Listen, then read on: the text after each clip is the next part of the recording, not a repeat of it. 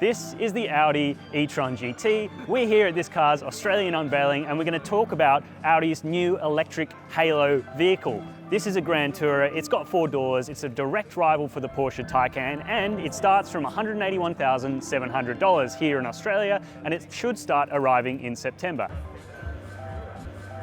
Now the car next to me is not the base car at all. This is the full-fat RS e-tron GT with up to 475 kilowatts of power and a carbon roof and a carbon exterior package. So in today's video, we're going to have a walk around this car, checking out the exterior and the interior, and have a chat about the future of Audi's EVs. And of course, if you have anything to say, let me know in the comments section down below, and we'd love it if you could hit subscribe if you haven't done so already. So which variants of e-tron GT are coming to Australia and how much are they going to cost?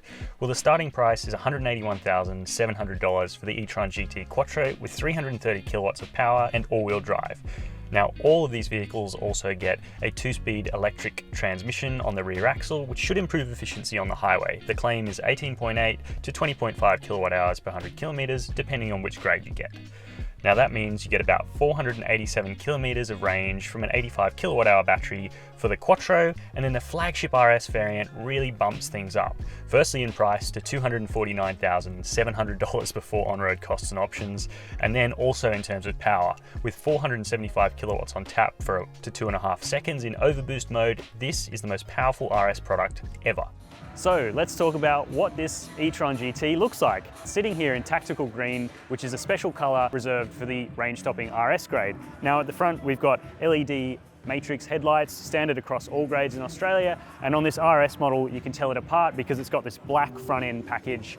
Now this particular example also has some tasty extras, including the carbon package, which adds these carbon air vents, carbon mirrors, and a carbon roof on top outside. And I think the overall treatment is really handsome. It has slightly better overall proportions than the Porsche Taycan, at least in my brief look at it, but you can let me know what you think down below. But yeah, I think it's really successful and brings some of Audi's heritage and really expands on it to bring it into the electric world.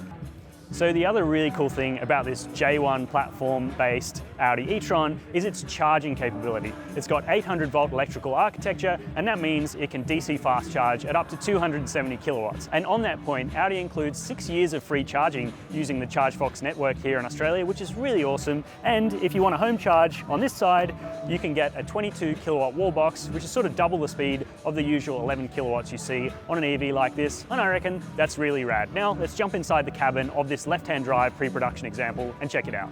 Now, here's the funny thing about the e-tron, is that outside it does look very different from a regular Audi. It's got a real electric car vibe to it, that sort of slightly amorphous styling, though I think Audi's carried it off really well. But in here, it is a pure contemporary Audi. You've got a 10.1-inch touchscreen and the same kind of architecture layout that you find in an Audi A6. There's no whopping great portrait-oriented touchscreen, so jumping straight out of your Audi that you own now and into a vehicle like this is going to feel just at home. There's not going to be much of a learning curve experience at all. You've also got stuff like navigation that can plan your route around charging stops and that sort of thing. This particular vehicle, which is a left-hand drive evaluation model, which is why I'm on the wrong side of the car, will be on the right side eventually, I promise.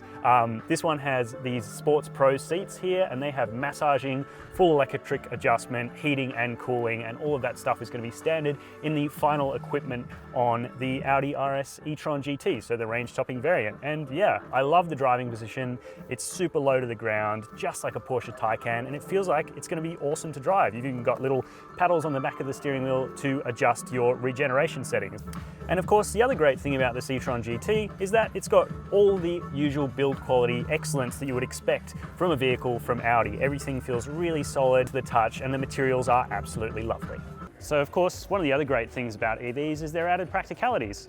The e-tron GT in this case has 81 litres of storage under what would normally be the bonnet in what I'm calling the fruit, what you might call the frunk. So that's really good. In this case, we've got charging cables and odds and ends and that sort of stuff, and obviously missing a little bit of plastic, but it really adds to the practicalities of this Audi, which include really quite generous back seats. Yes, my headroom's a little bit short for a 6'2" me, but if you're under 6 foot, you'll be absolutely sweet. And of course, you've got a really great boot as well. So, The Audi e-tron GT. We cannot wait to drive this thing. How well the Porsche Taycan drives has absolutely astounded everyone here at Chasing Cars, so we reckon Audi's slightly different take on it should be awesome. But of course, we're going to have to wait till September to drive this car. Let me know in the comment section down below what you want us to do with it when we get our hands on one, and also any opinions you have about the e-tron GT. While you're down there, we'd love it if you could hit subscribe. And as always, thank you for watching Chasing Cars.